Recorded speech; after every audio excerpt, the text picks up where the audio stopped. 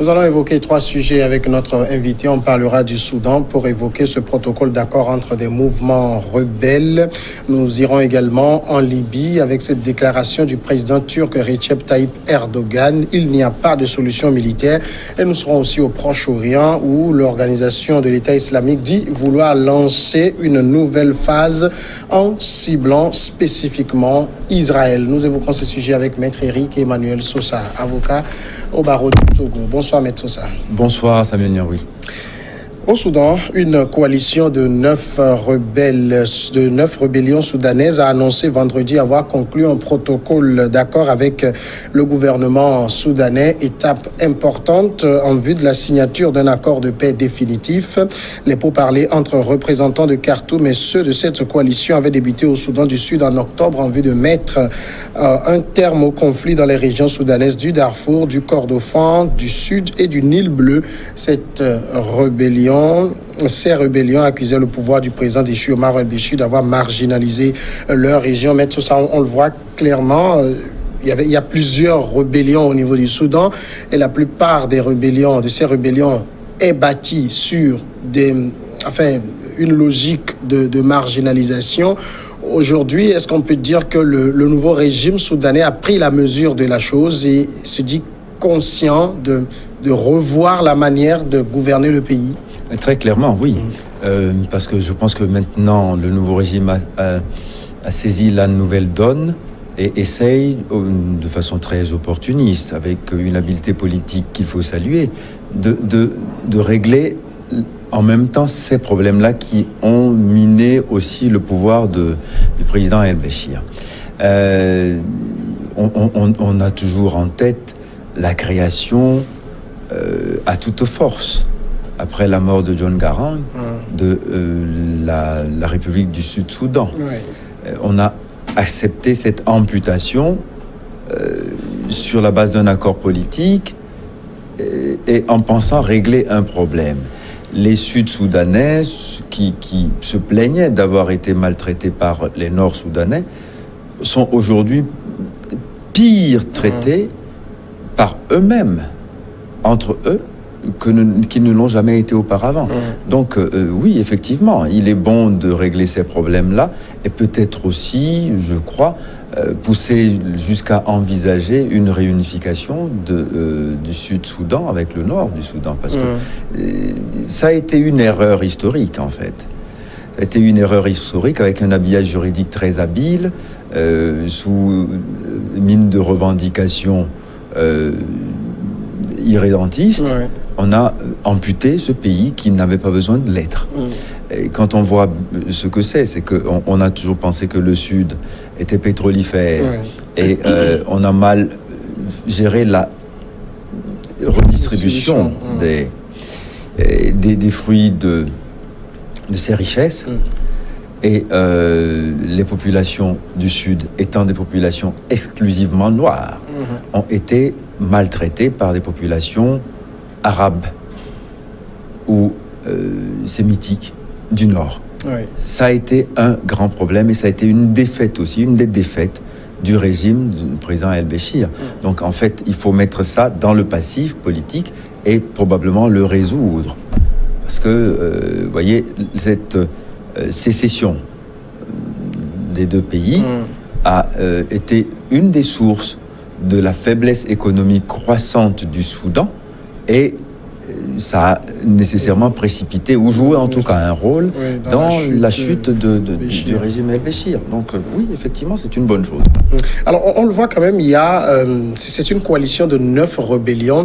On a vu le président Béchir qui a dirigé le pays pendant 30 ans avoir quand même 9 rébellions. Ça veut dire qu'il n'était pas ce président celui-là qui avait la même mise sur tout le pays, qui contrôlait les choses d'un peu partout. Mais non, mais c'est ça. Il y avait alors quand on dit armée soudanaise, c'est un peu l'armée mexicaine, avec pléthore de généraux et très peu de gens pour aller au combat, et finalement des combats qui étaient même pas si bien organisés que ça. Pour des militaires, c'était quand même assez pathétique. Vous l'avez dit, il y a à chaque fois un essaim de rébellion qui prolifère un peu partout.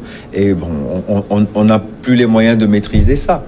parce qu'on n'a pas une armée qui est solidement formée, disciplinée pour aller régler ces problèmes-là. Quand vous avez des rébellions tout le temps, c'est parce que la nature ayant horreur du vide, vous laissez la place à des gens de proliférer avec des revendications politiques d'abord, qui dégénèrent en revendications militaires, parce que les moyens militaires arrivent avec, dans la foulée de la revendication politique. Et si elle n'est pas satisfaite politiquement, finalement, elle est rarement satisfaite militairement, mais ça donne des gens qui sont armés, qui sont dangereux et qui rendent le pays ingouvernable. Avoir échoué à le faire, ça justifie la chute. Il y a quand même un groupe qui n'a pas apposé sa signature sur le protocole d'accord. Il s'agit donc du président de la coalition des rébellions, Aladi Idriss, qui estime qu'il a au moins une revendication qui n'a pas été prise en compte. Ça veut dire, on le voit, on salue ce protocole d'accord, mais il y a encore des bribes de mécontentement. Oui, c'est difficile de faire l'unanimité d'un seul coup. Ce serait un coup de maître. Mais il est bon que on ait quelques nuances et qu'on arrive à les surmonter en permettant à tous les protagonistes d'adhérer au projet de réconciliation. Parce que c'est ça d'abord. C'est une forme de cessez-le-feu qui devrait aboutir à une redéfinition politique pour une réconciliation véritable. Oui. Nous allons passer maintenant au second sujet, c'est la Libye. Le président turc Recep Tayyip Erdogan a estimé dimanche que la crise en Libye ne pouvait pas être résolue par des moyens militaires à l'issue d'un entretien avec son homologue algérien dont le pays veut jouer un rôle de médiateur dans ce conflit. Nous sommes en pourparlers intenses avec les pays de la région et avec les acteurs internationaux pour garantir le cessez-le-feu et permettre le retour au dialogue politique en Libye. C'est ce qu'a ajouté M. Erdogan lors donc de la conférence de presse à Alger, première étape d'une tournée africaine. C'est quand même une volte-face d'Erdogan. Pourquoi dites-vous ça? Parce dès le départ, quand ils avaient discuté au niveau de Moscou, et que le maréchal Haftar refusait de signer, il avait estimé que si le maréchal reprenait les combats, il allait s'opposer à la puissance militaire de la Turquie. Mais aujourd'hui, dire qu'il n'y a pas de solution militaire, il y a quand même un changement de ton de sa part. Bien. Alors, disons que c'est vrai, il y a eu, en tout cas de sa part, une part de lucidité. La première menace belliciste promettant un face-à-face avec l'armée turque a été une façon de signaler que peut-être si on allait trop loin, il y avait des lignes rouges qu'il ne fallait pas franchir, on pouvait aller à l'affrontement.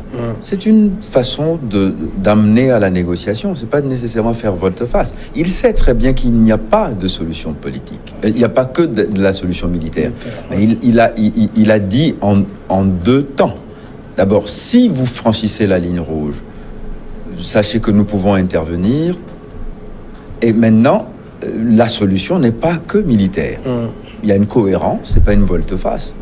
Parce que avant de... Vous voyez, c'est ça aussi. Dans les négociations, il faut savoir où se trouvent les rapports de force. Les négociations sans rapport de force ne sont pas de bonnes négociations. Ça devient finalement une foire d'empoigne où chacun élève à chaque fois des prétentions qui ne peuvent pas être correctement contrecarrées.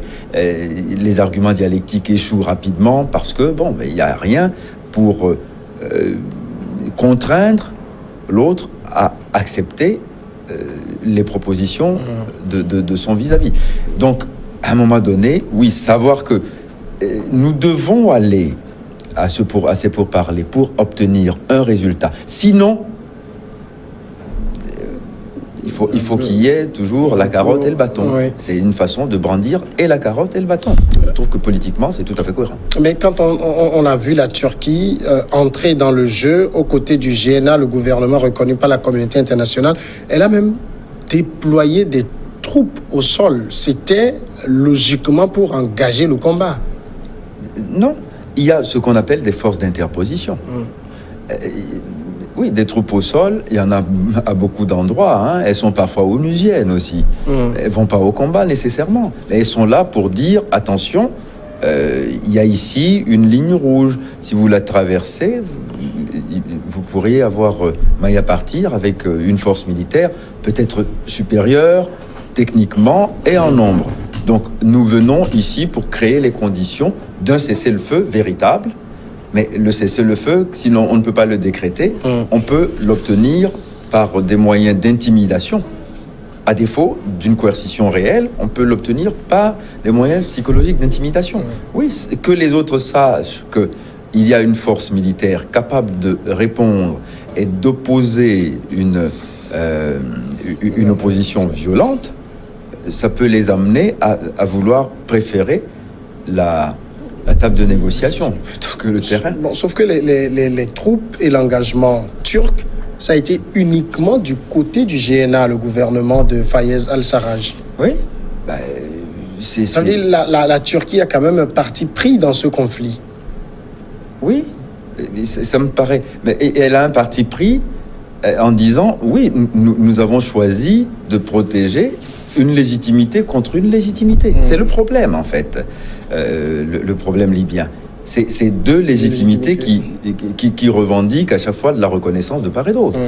Il est de l'autre côté aussi, il a ses partisans, il a ses alliés militaires, politiques, diplomatiques à l'extérieur. Donc oui, les jeux sont clairs ici. Il est de ce côté-ci, mais il ne veut pas nécessairement en découdre militairement. Je trouve que c'est cohérent. Il y a eu l'échec de Moscou, je l'ai rappelé, l'échec un peu également de Berlin. Alors tout cela, c'est aussi dû aux puissances qui s'affrontent au niveau de la Libye. Vous voyez bien que ce n'est pas si facile. Il ne suffit pas de les appeler à la table de négociation pour que la paix ou les solutions raisonnables se dessinent. Donc, à un moment donné, il faut changer de ton, dire attention. Bon, il y a ici, c'est un peu ce que fait M. Trump tous les jours. Il menace et puis après, bon, il se rétracte en offrant des solutions d'apaisement. Bon, c'est à peu près la même logique et je trouve que la démarche est... oui, elle est en tout cas... Bon, on peut ne pas être d'accord avec M. Erdogan, on peut ne pas être d'accord avec sa velléités expansionnistes, un peu hégémoniques aussi parfois. Mais ici, sur le terrain libyen, tout le monde a échoué. Et on a l'impression qu'il commence à se dessiner quelques solutions satisfaisantes de cheminement vers une paix possible. Et oui, qui veut la paix prépare la guerre, comme on dit. Oui. Donc, il dit, nous voulons la paix, mais sachez que si vous voulez la guerre, elle sera féroce. Donc ça permet de réfléchir par deux fois avant de reprendre les armes. Alors, Maître Sosa, est-ce que vous avez le sentiment que la crise libyenne peut encore se résoudre par le dialogue? Écoutez, j'ai surtout la certitude qu'elle ne peut pas se résoudre uniquement par des solutions militaires. Parce que qu'est-ce qui va se passer? Une partie des Libyens va écraser l'autre partie. On ne peut pas, au XXIe siècle, l'accepter. Mais vous avez, je me rappelle cette phrase que vous citez souvent, une fin horrible vaut mieux que l'horreur sans fin. Oui, mais ici, vous savez, il s'agit de la vie d'une nation. Et ici, on est dans l'horreur sans fin. La fin horrible sera laquelle? Peut-être quelqu'un qui prend le dessus sur l'autre. C'est pas une fin. Parce qu'on a vu quand même dans les discussions, c'est pas une fin, hein. Dans les discussions, les deux, Fayez al-Sarraj, le maréchal Khalifa Haftar, ils ne se parlent même pas. Oui. Ils ne se saluent pas. Comment peut-on espérer les mettre autour d'une même table? Écoutez, il va bien falloir qu'un jour, quelqu'un dise à l'un et à l'autre, essayez de faire un pas supplémentaire, l'un vis-à-vis de l'autre. Parce que, non, personne n'a sur le terrain de la supériorité militaire définitive. Donc, on va continuer ça combien de temps encore? Parce que le problème libyen, ce n'est pas que la Libye que ça fait souffrir. C'est finalement une grande partie de l'Afrique. Donc, à un moment donné, il faudra essayer autre chose. Si les armes n'ont pas eu le dernier mot, il faut donner le dernier mot à un peu de diplomatie. Je pense que c'est souhaitable. Mais est-ce que les Libyens sont suffisamment impliqués dans les résolutions de leur propre situation? Apparemment, oui. Parce qu'il n'y a rien qui se décide sans eux, finalement. Mais il n'y a aucune décision, malheureusement. Est-ce que quelqu'un a décidé quelque chose en direction de la Libye? Personne. L'UA est aux abonnés absents. Les Européens tentent des choses, vaille que vaille. La France a essayé, Macron a essayé la solution de Paris. Elle n'a pas eu de suite. La proposition de Berlin, on a vu qu'elle a fait long feu. Bon, on essaye autre chose. Il y a la donne turque qui, maintenant, s'interpose, à défaut de s'imposer. Mais la Turquie n'est pas altruiste non plus. Mais qui, dans ce débat, est altruiste? Personne. Faut pas qu'on soit dupe. Il n'y a aucune naïveté à avoir en regard de la situation libyenne telle qu'elle est. Il n'y a aucune naïveté, ni même de la part. Le silence de l'UA, lui aussi, n'est pas un silence de dépit. Oui. Non, parce qu'il y a des intérêts en jeu quand même. Et ce silence protège certains intérêts en jeu. Sinon, on aurait trouvé une solution beaucoup plus longtemps. Alors, fut-elle radicale? Mais bon, maintenant, qui on va choisir comme l'ennemi à abattre? Khalifa Haftar ou Al-Faraj? Je me rappelle l'Angola, il a fallu qu'on éliminât un certain Savimbi et la guerre était terminée. Bien.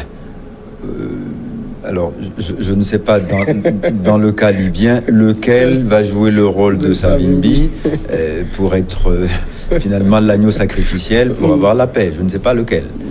Pour l'instant, on ne sait pas. Mais toujours est-il que dans le cas de l'Angola, il y avait un pouvoir en place. Et ce pouvoir avait la légitimité d'un pouvoir qui exerçait tous les attributs régaliens de l'État. Et on avait une rébellion qui était confinée dans une zone déterminée. Donc là, ça allait. Il y avait des institutions qui fonctionnaient. Il y avait une armée même, qui était l'armée nationale, contre laquelle l'UNITA se battait. Donc, c'était beaucoup plus facile. Mais ici, on n'a pas d'armée nationale. On a deux rebelles qui s'affrontent tous les jours et qui, à chaque fois, grappillent un bout de territoire qui le repèrent le lendemain, etc. Troisième sujet, le Proche-Orient. Le groupe ultra-radical État islamique a affirmé lundi dans un message audio vouloir lancer une nouvelle phase de son djihad en ciblant spécifiquement Israël. Cet appel est lancé par le président américain Donald Trump. Cet appel est lancé, alors que le président américain Donald Trump reçoit lundi son ami, le premier ministre israélien Benjamin Netanyahou, avant de présenter un plan de paix régional jugé historique pour Israël, mais rejeté par avance par les forces palestiniennes. Le nouveau chef de l'EI, Abu Ibrahim al-Hashemi al-Kourachi, est déterminé à entamer une nouvelle phase qui n'est autre que de combattre les Juifs et de rendre ce qu'ils ont volé aux musulmans. Je ne sais pas mettre sur ça. On ne peut pas quand même dire que c'est de la part de l'organisation de l'État islamique, j'allais dire, une orientation de son combat. Écoutez, je ne sais pas trop comment il faut le qualifier. Est-ce que c'est une rodomontade? Est-ce que c'est une proclamation anti-israélienne de plus? Parce qu'on ne va pas dire antisémite. Ils sont tous sémites. Bon, mais on sait que ces gens ont une idéologie qui est violemment anti-israélienne. À partir de ce moment-là, il n'y a pas de surprise non plus dans la déclaration. À défaut d'avoir pu soumettre l'intégralité de l'espace musulman alentour, ils décident que maintenant ce sera Israël qui sera leur cible. Ils peuvent toujours commencer. Ils trouveront en face d'eux, en tout cas, beaucoup de monde pour les combattre. Donc, à la limite, ils vont permettre enfin qu'on les élimine plus vite. Parce que comme on n'y arrive pas, parce que pendant longtemps, c'est plutôt aux Arabes qui s'en prennent, maintenant ils vont s'en prendre à des gens qui sont puissamment aidés par des puissances étrangères en forte capacité militaire. Et ça va nous permettre peut-être d'avoir un autre schéma de combat contre l'EI. Parce que qui n'est pas intervenu contre l'EI? À peu près tout le monde. Oui. On a envoyé... Bon, mais maintenant, quand ils ont été, à un moment donné, confinés dans les territoires syriens, on a laissé Bachar el-Assad faire le boulot. Bon, mais à un moment donné, on a même penché pour eux, pour éliminer Bachar el-Assad. Bon, ils n'y sont pas arrivés. Bon, comme il a eu la supériorité militaire, l'EI, ailleurs, veut s'en prendre à une autre cible. Et s'il s'attaque à Israël, on finira par savoir comment les éradiquer. On a voulu s'en servir pour enlever Bachar el-Assad. On n'y est pas parvenu. Bon, mais maintenant, s'ils changent de cible, peut-être que ça va vite... aider à résoudre leurs problèmes. Mais pour l'EI, en tout cas avec le nouveau chef Abou Ibrahim, on voit que depuis la mort d'al-Baghdadi, l'EI a du mal à se retrouver. Oui, c'est toujours... C'est parce qu'il n'y a pas de leadership pour, en quelque sorte, organiser idéologiquement le combat. Et c'est la raison pour laquelle, en ce moment, effectivement, oui, c'est vrai, l'élimination d'al-Baghdadi a été une très bonne chose. Y avait-il quand même une idéologie quelconque, à part l'idéologie de l'horreur, du sang et tout? Mais l'idéologie fondamentale, c'est d'instaurer le califat avec des territoires qui, au fur et à mesure, s'élargissent, s'étendent. Donc, bon, c'est une idéologie, c'est une forme d'impérialisme. Mais ils ont vite compris que ça pouvait pas passer. Oui, effectivement. Donc maintenant, ils se disent, on va s'attaquer à Israël. Peut-être que c'est une lubie supplémentaire. De qui? De quelques... têtes brûlées qui parlent au nom de cette organisation qui, décidément, est désespérante d'inhumanité. Ce monstre, qui l'entretient? Excellente question. À défaut de l'entretenir, peut-être que certains ont besoin de ce monstre pour vendre des armes. Vous voyez, c'est pour ça que je dis, il ne faut pas qu'il y ait de naïveté dans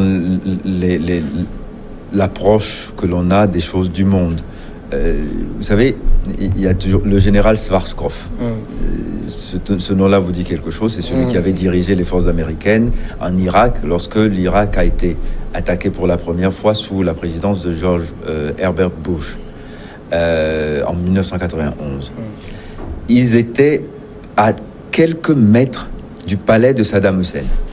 Ils pouvaient vraiment, d'un coup de salve, détruire le palais de Saddam Hussein, avec Saddam Hussein dedans. Le président des États-Unis lui dit « Non, général, maintenant la guerre est terminée, vous revenez ». Le militaire ne comprend pas, il dit « Mais attendez, on était parti pour une mission, on est vraiment, on a apporté de canon la cible, l'objectif, et vous nous demandez d'arrêter ». Il dit « Arrêtez ça tout de suite ». Et il le fait venir à Washington en lui disant « Vous les militaires, vous ne comprenez jamais rien à la guerre. Si vous éliminez Saddam Hussein maintenant, il n'y a plus de menace dans la zone. Nos amis n'ont plus aucune raison de nous être dévoués. Non. Avec Saddam Hussein, nous avons de bonnes raisons de faire du business en vendant des armes, etc. La destruction du Koweït, enfin l'invasion du Koweït et sa destruction qu'on a évitée, nous permet aujourd'hui d'avoir la gagne et d'être positionnés comme des gens tout à fait indispensables. Donc Saddam Hussein nous sert. Je ne veux pas faire de parallèle aussi funeste dans la question que vous venez de poser. Par rapport aux menaces envers Israël, vous pensez qu'Israël a du répondant? Par rapport à l'EI? Oui. Assurément oui. Et s'il ne l'a pas lui-même, il y a énormément de gens capables aujourd'hui de l'y aider et c'est souhaitable. Metsoussa, merci d'avoir répondu aux questions. On va marquer maintenant la pause. On suit le journal ensemble et puis après, regard croisé.